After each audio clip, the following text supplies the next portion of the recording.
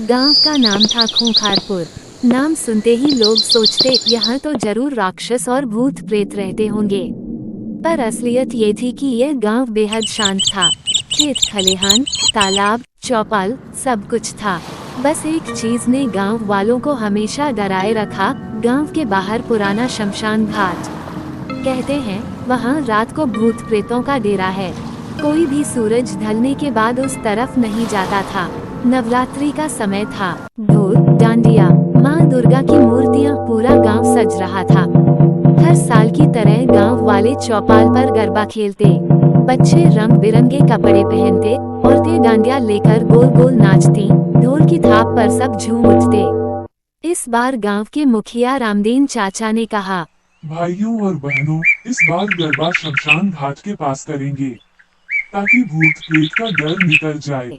गांव वाले हक्के बक्के रह गए। पागल हो गए हो क्या? वहाँ तो भूत रहते हैं।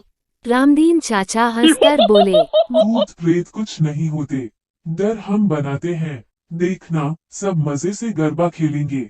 आखिर सब मान गए, पर डर तो सबके दिल में था। शमशान घाट पर रात को भूतों की पंचायत लगी। भूत राजा भानु अपने सिंहासन पर बैठा था। उसके साथ चुड़ैल चंपा, पिशाच कल्लू, हड्डियों वाला भूत खड़कू और छोटे छोटे नन्हे भूत भी थे।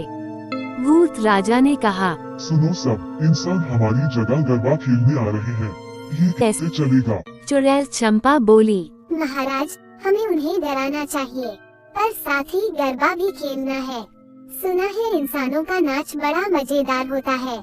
भूत पिशाच कल्लू बोला, मगर हमें इंसानों का डांडिया सीखना पड़ेगा।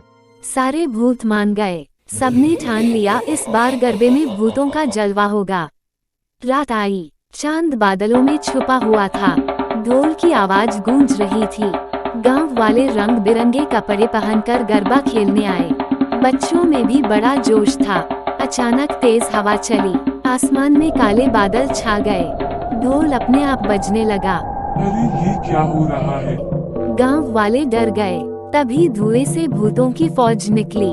भूत राजा भानु, चुड़ैल चंपा, पिशाच कल्लू, हड्डियों वाला खड़ाकू, सबने चमकदार कपड़े पहने थे और डांडिया स्टिक पकड़ी थी। पहले तो गांव वाले भागने लगे, पर भूत राजा बोला, भागो मत, हम भी गरबा खेलेंगे, डर बाद में दिखाएंगे, पहले नाच। और फिर जो डांस शुरू हुआ वह देखने लायक था। चुड़ैल चंपा की चुन्नी ऐसे घूमी कि आधे आसमान में अटक गई। पिशाच कल्लू डांडिया बजाते बजाते हवा में उड़ गया।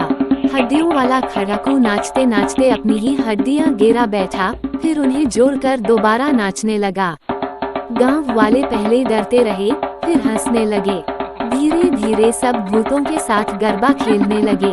तभी चुड़ैल चंपा ने अपनी जादुई झाड़ू घुमाई। ढोल अपने आप बजने लगे, पेड़ पौधे नाचने लगे, तालाब का पानी भी लहरों में डांडिया करने लगा। भूत राजा भानु ने कहा, अब से यह गरबा इंसान और भूत दोनों मिलकर खेलेंगे। हर साल सुबह होने पर सब भूत गायब हो गए, पर एक नया राज सामने आया। जो भी गांव वाले भूतों के साथ गरबा खेले थे, उन्हें रात भर कोई डरावना सपना नहीं आया और उनके खेतों में फसल भी दोगुनी हुई। गांव वाले बोले, भूत तो अच्छे निकले, वे डराते नहीं, खुशियाँ बांटते हैं। उस दिन के बाद गांव का नाम बदलकर गरबापुर रख दिया गया। अब वहां भूतों और इंसानों का साथ मिलकर नवरात्रि का गरबा खेलना परंपरा बन गया। डर सिर्फ हमारे मन में होता है। कभी कभी जो हमें डरावना लगता है, वही हमारी खुशी का कारण बन सकता है।